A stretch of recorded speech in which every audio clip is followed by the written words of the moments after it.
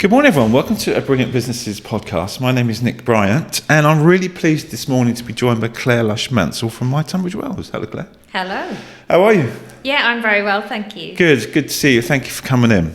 So, I'm sure a lot of people out there know what My Tunbridge Wells is, but if you don't, it's a much-loved lifestyle platform that shares ideas, inspiration, and insider tips for Tunbridge Wells and the surrounding areas.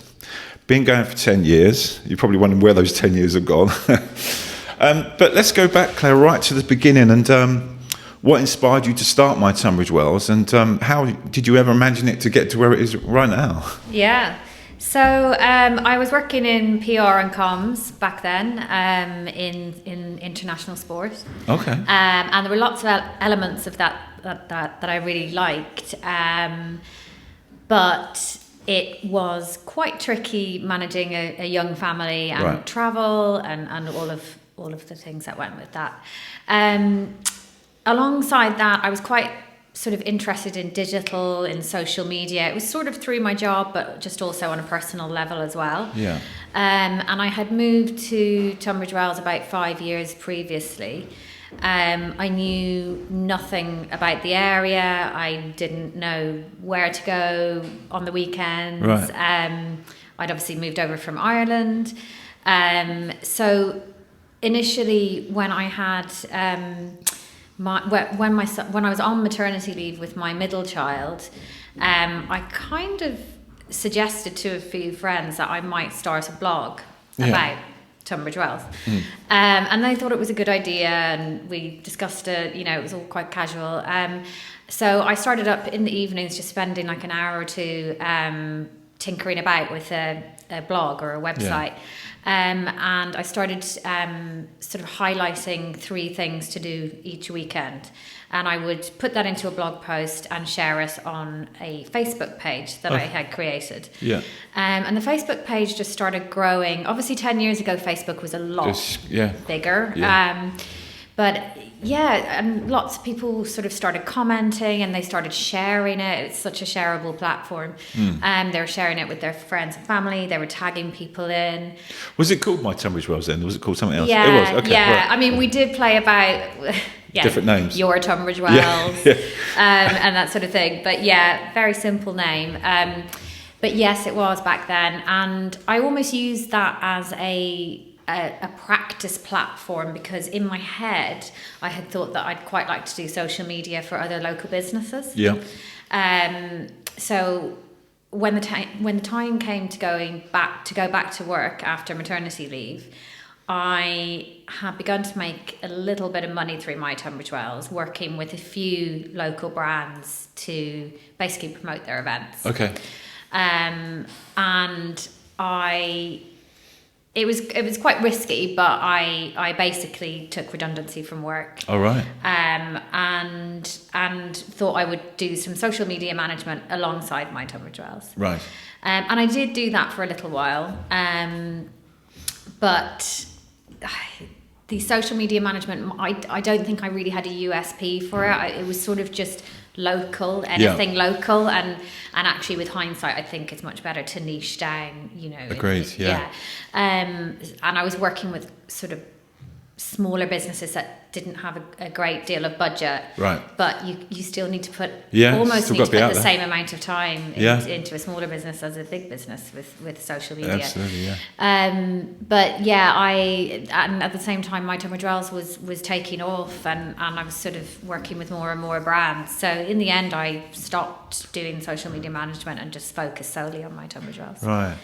But I guess doing other people's social media, that actually helped you learn a lot more about social media, which has helped you with because your platform is really, really social media led, isn't it? Very much so, yeah. For many, many years, the biggest driver of traffic to my site was actually Facebook. Yeah. So it was Facebook, Google, then Instagram. Yeah. And my email newsletter. So I've got quite a big subscribers list. Okay. So that does drive quite a lot of traffic because I send out a weekly newsletter, which is linking to the different posts on my website. Yeah. But yeah, social media, it still is. Facebook is still the biggest driver of traffic of social media, although Google has sort of overtaken in terms of Okay. stats. But and Instagram, I mean, I don't tend to always link through to the website on Instagram, but You can't, can you really? No, Not I on a mean, post, well, on Instagram stories I can, or I can encourage people to click on the link in my profile, but it really is more visual and sort of showcasing brands and events through like the reel or the content itself. Yeah, okay. Yeah. So you're out and about a lot, aren't you? Because I see your reels on TikTok and Instagram where you've gone and featured a local business and you're in there, you're maybe trying their food, maybe doing, going down a slide or whatever it is. That must take up a lot of your time. Or is it? Yes. Do you do one of those a week or two of those a week? Or? It can vary massively. Right. But yeah, no, I mean several. It is several. And since my husband is now working with me as well, I can do more of that because he comes and films it with me. Oh, perfect, right. Yeah, because before I either had to hire someone to come with me or I had to try and kind of do it myself while at the place, and just wasn't as easy. But yeah, I mean, it does take a lot of time, which is why when I post on Instagram, the packages that I do offer are always slightly more if it involves a reel as opposed to maybe a grid post or just Instagram stories. Yeah. Alongside a blog post and email newsletter. But the reels do take a while, but they are really effective. They are. I did one recently for a gym. Yeah. And we went along, and that just it had newly opened. And people are just genuinely interested. They are. They really want to see what's going on in their town, in their community, anything, from new openings to different events, or even just sort of footage of around the local area and like different walks that we do. Yeah. It doesn't always have to be a big fancy thing. Yeah, it doesn't have to always be a business, I guess, does it? No. And I do try to not have all of my content to be sort of business led, or, I don't like doing too many ads sort of in a row. I usually try and do every second one or third one, depending on what. And you also, you because it's a lifestyle platform, you also feed in a lot of family stuff as well, right? Rather than just business, because, that's, you want a lot of mums to read it and learn from it. Yeah, I mean, when I first started off, it was very much child-led, the three things to do with the kids. It's definitely diversified a bit because I do think, I like to sort of think of it like that it's aimed at people that live around here that have an interest in Tunbridge Wells and just what things that they would like to do as well as me. So it doesn't have to just be a posting about a local place to go pumpkin picking. No. It's I also am a human as well as a mum and do lots of other things as well. Yeah. But there's definitely there is more of a family slant because I do have three kids of varying ages. Yeah. Yeah. It'd be interesting when we will get onto that later. We're interested how it evolves as your children grow up and go. If we'll talk about the next 10 years towards the end of the podcast. But some of the challenges that you face must be raising a young family at the same time as running a business which is beginning to and has been taken off, isn't it?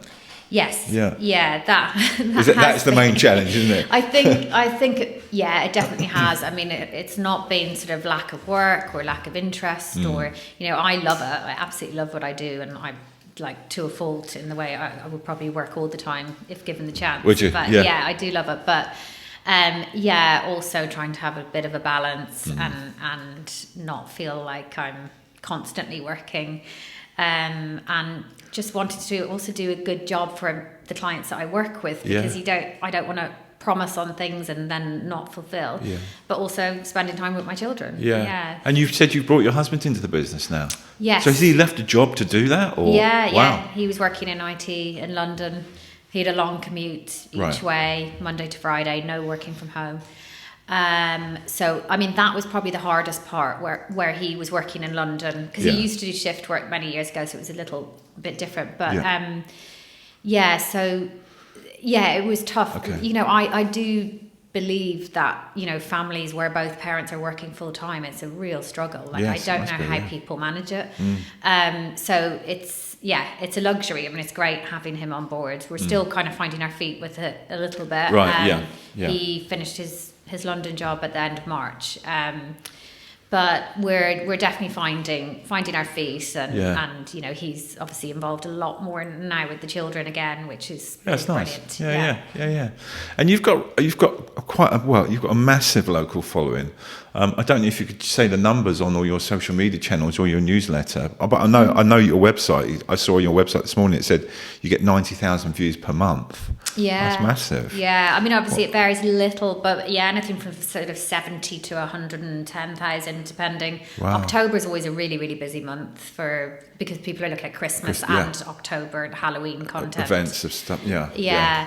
And on Instagram I recently reached 20,000 followers, which, you know, it's not massive amounts compared to like the huge, you know, national content creators, but I don't actually really aspire to have people following my channel that aren't interested in Tunbridge Wells. Of course. You know, I want people. You want quality people rather than quantity. Yeah, I want engagement to be good. I want people to be following, you know, My Tunbridge Wells for Tunbridge Wells. Yeah. So although it has taken 10 years to get there, I am really proud of that. And, you know, I do feel like I really know a lot of my followers. Like we all, you know, I'll share something and they'll often message and I'll message back. And it's really nice. I really enjoy it. There's other people that do what you do in Tunbridge Wells. I mean, there's not lots, but I do see some on the social media circuit.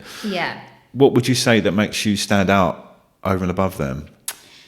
So I guess there are quite a few people that do it, but mostly they are solely on one platform. So there's quite a few that will just have Instagram. Oh, okay. So I feel like with My Tunbridge Wells, it's more of a full package.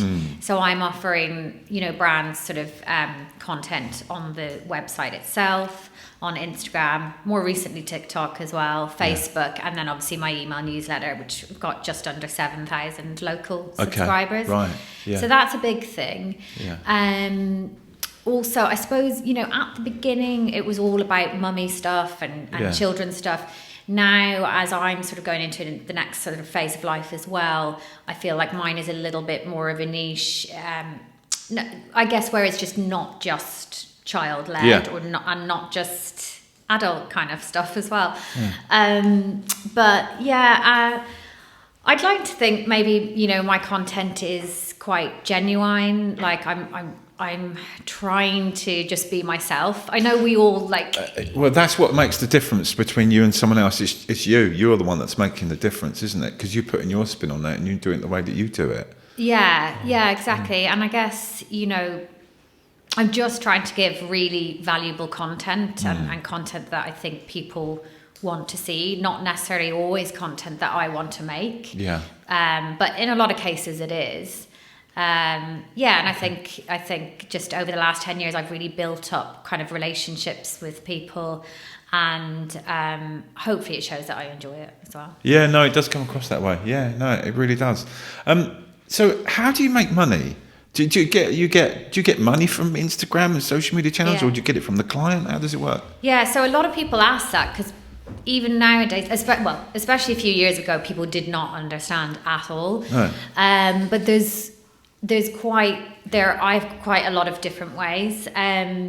So the most common way is I offer sort of a spotlight package to businesses where, so say it's like a new shop has opened. Yep. So I will offer to go in and create some content around that, which I will post on Instagram and Facebook.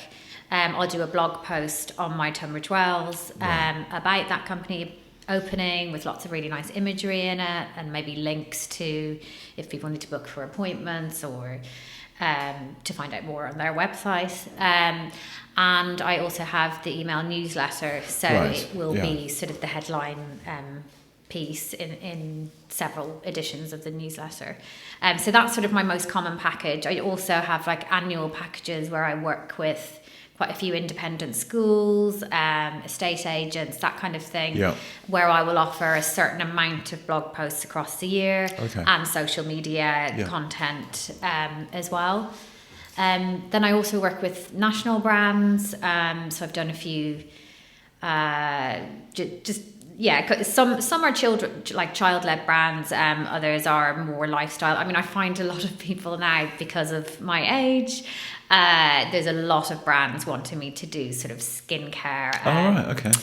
Like supplements, all that kind of thing. But obviously I don't want to take on too much of that, because I don't want to come on every week saying, oh, I'm using this collagen supplement, I'm using this. It goes away from what you're trying to do, isn't it? Yeah, which is fine. But it's lovely to work with, like I've worked recently with a local skincare clinic. Right. And that's really relevant because it's it's somewhere. local. And it's somewhere that I trust. Yeah. So there's the national campaigns, but they are more for Instagram. That's what they're interested in. And then also I've started doing some UGC stuff, which is the user-generated content. So it's just where brands want me to create content and then send them the footage, and they will use it on their channels. Okay. So I don't have to do it on my channels. And that's quite good. Wouldn't it be better if it's on your channel and they share it across? Because you get the benefit from that, or does it? That's not. Maybe they don't want that. Maybe they don't want that. No, well, they make it into ads. They chop it and change it and add like lots of background stuff. Okay. I mean, it's probably not of great benefit to me, because like a lot of the ones I've started doing, like cat food, dog food, because I've got animals at home. Right. Okay. So I'll be creating content of like a new dog food brand, and so my readers aren't really interested in that. Although you'll get a certain amount, and some of it's been really good quality stuff, like dog food, according to my dog anyway. That's a weird one, isn't it? Yes, I guess, because if you do it on your channel and they share it across to theirs, all their audience sees it, and a lot of their audience, maybe a small proportion will be in Tunbridge Wells, but because you really want Tunbridge Wells people involved, don't you, and the surrounding areas, so I understand that. But then you do get some brands that do want you to post on your channel, and then they want that content, the raw footage, as well, so they will pay an additional amount for that raw footage, and then they will, they'll make you sign a contract that's they can use that for a year or 2 years, and you can charge like according to how long they're going to use it for. Must be nice when they come to you though, and you get that email and say, hi, it's Chum, we want you to do. It doesn't matter who it is, it's just flattering when someone sees you and recognises you as a good platform. A lot of those are through like a third party platform. Not always, some do come directly to me, but so you can apply on there. For campaigns. It's a massive business now. It's all of these third parties. But then I guess they'll then check you out. They'll look at your website, look at your views, and then you've got that. You obviously got that to back that up to show that you are. My Instagram is kind of like my portfolio. So I just send them the link to that. They see what I've already done, and then. And do you offer people advertising on your website? It's usually part of a package together. So I did have an ad network on my website. So, like Google Ads. So there were boxes placed all over the site. Or if you can, not naming names, but say an online newspaper based in Kent. There's quite a few of those. And but I just find the quality for the reader is just terrible. When you're trying to read a news article and you've got all these ads. All these pop-ups, and you can't read what you want to read, and then you end up just leaving, don't you? So I didn't want that, and actually the amount of money I was making from that was just, it was a few $100s a month. So it just wasn't worth it for me. And I think it does it. You're right. It spoils the look of the website as well. It makes you look a little bit needy for money, and ads all over it. And it takes away from what you're trying to do. So looking ahead for the next 10 years, it's going to be interesting to see, like we were saying earlier, how, because your family is been growing up, and what sort of content you're being included in, but it's still got to be quite much similar, isn't it? My youngest daughter is 6, so I feel like I've got... you've still got a while to go then, haven't you? But I think because my eldest is nearly 14, it's kind of like I'm in 2 different places, and then I've got a 10-year-old. So I think I've probably still got maybe like 10 years of like doing stuff. But even now, there's things like where I feel like we're growing out of it a little bit, some of the events that we used to go to. Yeah. I mean, there's only so many more Father Christmas visits we'll do and that kind of thing. But I think that's fine. Like, it may be that I will take on another writer who does have a much younger family as well, so that we can still showcase, like, say an amazing soft play place opens and my daughter is sort of 10 or 11. It's not really suited, but if I can have someone else who's coming along and testing out those things. Because it doesn't work when, it maybe it work, but when they say, for instance, that soft play area sends you content for you to use, that's not as powerful, is it? It's got to be something that you've created. It's 9 times out of 10 it does do better, unless it's pre-promotion of an event. Right. Okay. So obviously, because you don't always have that content already. So Okay. Yeah. And you clearly love what you do, because you said it earlier on. But what I ask this to other people, what makes you get out of bed in the morning? Why do you want to do it? What's the most enjoyment you get from it? Gosh. I do love it. I think every day is different. Like, there's always different emails coming into my inbox for different opportunities, different things are going on, new places are coming, new events are happening, events I've already been to that I know are brilliant. And so there's always just exciting things going on. I love going out and meeting people. I'm a people person, so I just thrive from that, although I do love time on my own as well. Sure. I mean, I've just launched a new version of the website. That's quite exciting, and I really want to get the website just to be the best it can be. Because I think over the last 10 years, I've been pumping out posts that I hope are really, really useful, but it's not always that easy to find those posts. No. So I want to have them like really in the right places so that people can go on there and see exactly, okay, so Christmas is coming up, like what events and things do they need to book ahead for, and that sort of thing. So just really making the most of the website, but also keeping on top of AI. I've really, I'm trying to embrace that, and I've really, it's brilliant. I just find it amazing, and that has helped me so much with speeding up, the content I'm coming out with, but also being aware of how My Tunbridge Wells falls sort of in line with AI and how people are searching for things, and although AI does get it wrong quite a lot, luckily. You've got to be careful with it for sure. You have to really check it. Is there anywhere in Tunbridge Wells or the surrounding areas that you've not been able to do anything with it? I mean, because after 10 years, you must have covered almost every venue and every restaurant and every park and event space. You would think so. There are still places. Okay. Do you want to mention them, or we can get them to come? There are still a few on my list. Okay. And I mean, the thing is, there's always new places popping up, aren't there? Of course, new openings, isn't there? There are. And I think I'd like to delve a bit more into places, again, because I've always said it's anywhere that someone from Tunbridge Wells would bother to go. Like, Canterbury's stunning. Like, it's got the Christmas markets, it's got the river. It's, I'd like to do more exploring outside of Tunbridge Wells, but highlighting it, on my site as well. Okay. There's always more restaurants I can go to as well. And like you say, there's always a new one opening, isn't there? And other ones that have maybe got new dishes or changed their direction or whatever it is. Very true. So if anyone wants to get in contact with you about helping promoting their businesses, they can just come to your website or email you or... I've got an advertise page on the new website. And I'm also prolific on Instagram, so I'm always popping on there. People can find you, can't they? They really can. Just Google My Tunbridge Wells or Clare Lush Mansell and you'll find her details. Listen, thanks Claire. Thanks very much for coming on. It's been great talking to you. Thank you for having me. And learning all about what you do. I've I've seen you on all the social media platforms, and we bump into each other at networking meetings, don't we? And it's really, really nice to learn more about what you do.